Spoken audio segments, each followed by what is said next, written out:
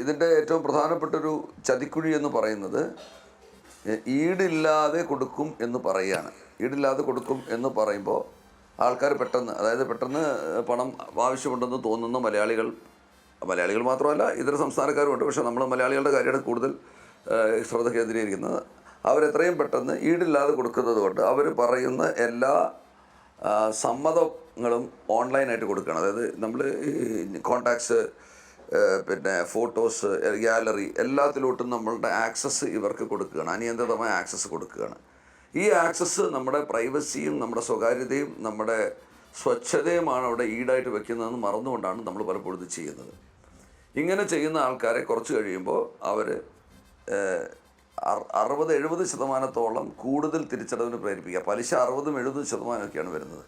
അങ്ങനെ വരുന്ന ഒരു സാഹചര്യം വരുമ്പോൾ, കൊടുക്കാൻ പറ്റാത്ത സാഹചര്യം വരുമ്പോൾ ഈ ഡീറ്റെയിൽസ് വെച്ചുകൊണ്ട് ഭീഷണിപ്പെടുത്തുകയും ആ ഭീഷണിയുടെ നിഴലിൽ നിന്നുകൊണ്ട് ആൾക്കാർ നിസ്സഹായരായിട്ട് അവർ പറയുന്നതെല്ലാം ചെയ്യേണ്ടി വരുന്നൊരു സാഹചര്യത്തിലേക്ക് എത്തുകയാണ് ചെയ്യുന്നത്.